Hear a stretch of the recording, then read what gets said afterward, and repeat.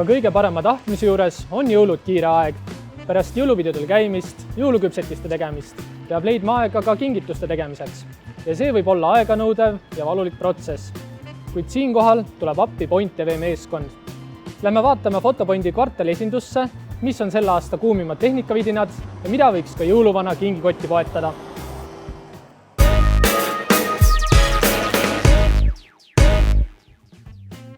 Kes veel ei teadnud, siis Fotopointi esinduskauplus asub ka Lõuna-Eesti uusimas ostukeskuses kvartalis. Ja tulimegi siia, et vaadata neid imepäraseid tehnikavidinaid. Ehk lähme ja vaatame.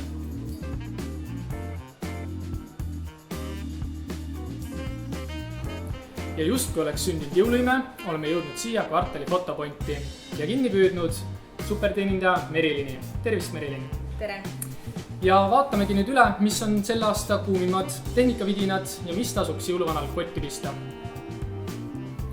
Ja nagu näha, siis meil siin laua peal on küllaltki palju tooteid, aga kõige rohkem me näeme siin kellasid, mida on kokku tervelt 5. Ja kuuldavasti on need meil populaarsemad tehnikavidinad sellel aastal. Nimelt Merilin, äkki tutvustad, millega on tegemist, kas on lihtsalt kellad või millega tegemist täpsemalt? Nii ongi, et siin netil on siis erinevad nutivõrud, erinevad spordikellad ja aktiivsusmonitorid. Et alustades siis kõige erksamast siin hetkel on siis Polar M400 punast värvi, torkab hästi silma. Tootevalikus on neid ka erinevaid toone, musta näiteks ja valget. Et seda on väga mugav kanda siis randmel, et kui oled spordiinimene, saab jälgida enda aktiivsust erinevatel ajahetkedel. Tema kindlasti suur eelis on soodne hind, et ei ole väga kallis, saab lubada ja saab jälgida väga mõnusalt ja diskreetselt enda aktiivsust. Aga Merilin, kui mina vaatan praegu siin seda suurt kella, siis elukaaslasele kingituse tegemiseks võib-olla naistele võib see jääda natukene suureks. Aga siin ma näen sellist väikset diskreetset kella, et mis selle näol tegemist on? Tegemist on Polar A360-ga. See sobib edukalt siis igapäevaellu naisterahvale, kuna ta on kitsam, samas jälgib pulssi, temaga võib minna täpselt samamoodi spordisaali, võib minna õhtul peole, et kuna ta on niivõrd kitsa liistuga, siis ta ei torka silma nii väga. Ja kellel on soov, siis on pakkuda ka roosat ja valget.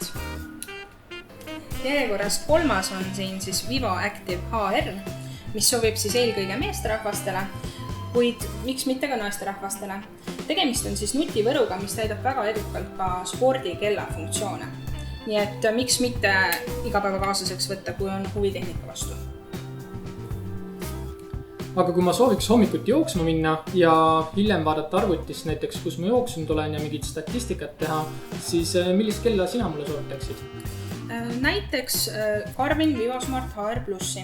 Et kui nüüd võrrelda siin eelnevalt räägitud Polar A360-ga, siis on tema sisse ehitatud GPS, mille kaudu on võimalik väga täpselt siis joostud või läbitud distantse jälgida ja nende kohta andmeid koguda. Ja viimane neist 5 on siis TomTom Touch, mis on selline väga diskreetne, mugav ja lihtne, mis sobib näiteks lapsele randme peale. Ei ole kahju, kui temaga midagi juhtub, aga samas on väga hea temaga ikkagi aktiivsust jälgida ja koguda andmeid. Selge, siis oleme siin ülevaate saanud meie nutivõrudest, spordikelladest. Aga vaatame edasi, mis me siit leti pealt leiame. Ja kuna me siin sporditeema juures juba oleme, siis siit leti pealt leian veel sellised väga sportliku välimusega kõrvaklapid. Et millega täpsemalt tegemist on? Tegemist on siis Vivanco juhtmevabade kõrvaklappidega, mida on väga mugav kasutada sporti tehes. Et kuna ei ole juhet, mis kuskil jalus oleks ja samas muusikat ikka tahaks ju kuulata, eriti kui pikemalt maad tarvis joosta. Mis on need eelis on kindlasti see, et nad on ilmastiku kindlad, et ei pea muretsema vihma, higistamise ja muu sellise pärast. Ja kuna talvel külmaga on probleeme akude pidavusega, siis leiame ka siit meie leti pealt ühe akupanga. Et mida see akupank endast kujutab? Akupangaga on siis võimalik laadida enda näiteks mobiiltelefoni. Konkreetse mudeliga siis näiteks 4 korda, ilma et peaks siis vahepeal vooluvõrku oma nutiseadet laadima panema. Näiteks oled matkal sõpradega, nakku sai tühjaks, samas internetti oleks võib-olla vaja kasutada korraks või kellelegi helistada. Miks mitte, siis paned telefoni laadima taskust. Hästi hea, lihtne ja mugav. Väga kasulik pidi. Ja Merilin, kas ma olen õigesti, et siia lauale on sattunud ka üks iPhone? Kahjuks mitte.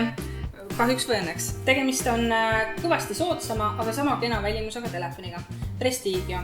Et sellel konkreetsel mudelil on üks suur erinevus iPhone'ist. Tal on Android peal ja eestikeelne. Lisaks sellele on tal väga hästi töötav sõrmejäljelugeja, mis on teame kõik väga hästi, et Apple'i erinevatel telefonidel toimib ideaalselt. Et ka siin on õnneks sellega hakkama saadud.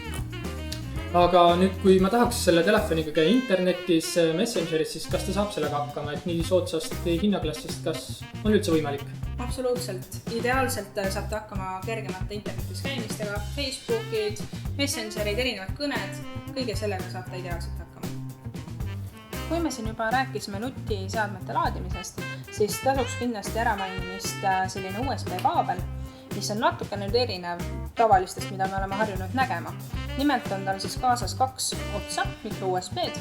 Ühe paned näiteks oma nutitelefoni külge ja siis teises otsas on kaablil magnet, et lased lihtsalt niimoodi külge talle.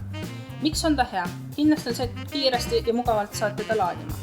Teine suur asi on kindlasti, et eriti just laste puhul, et samal ajal, kui telefon laeb, soovivad nad mängida või ringi joosta sellega.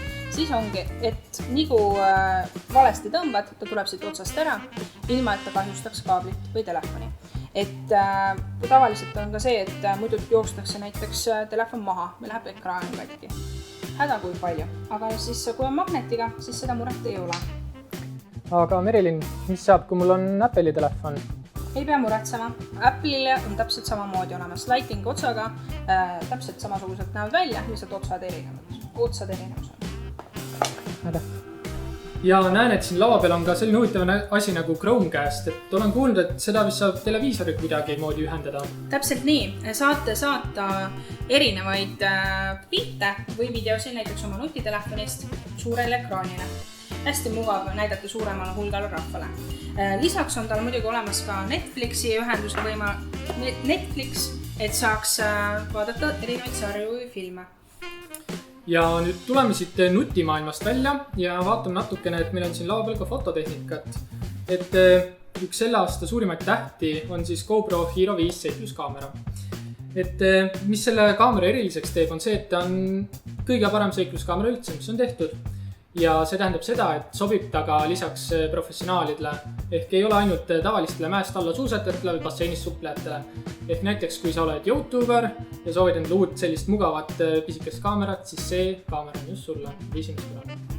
Ja siit laua pealt leiab ka veel fototehnikal lisaks ka siin 2 objektiivi. Et esimene nendest on meil siin kaamera ette keeratud ja tegemist on siis Tamroni 18-200 mm objektiiviga, mis on siis tegelikult ideaalne kit-objektiivi asenduseks. Et kui olete endale jõulude ajal ostnud uue peegelkaamera, kui te ei ole päris rahul selle objektiivi, mis seal ees on, siis sellest objektiivist leiate tõesti väga hea asenduse. Tamronil on lisaks siis veel ka 5-aastane garantii, mis on kindlasti suur eelistehnika puhul, et pärast ostu on võimalik endale registreerida ja saada murevaba periood endale. Lisavalguse saamiseks kaadrisse on pakkuda siis Mets M400 välku, mis sobib ideaalselt ka lisavalgusena lihtsalt või siis väikse kompaktse lisavälguna. Ja tulles tagasi objektiivide juurde, siis siin letil meil on veel üks objektiiv, mis on ka Tamroni oma, aga tegemist on siis natukene teistsugusega. Ehk kui selle fookuskaugus lõppes 200 mm juures, siis selle oma lõpeb 300 juures.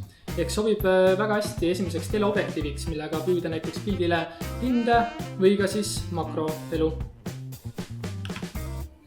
Ja viimase toote meie jõuluvana kingikotist leiame meie selja tagant, mis on siis DJI Phantom 4 Pro uus droon.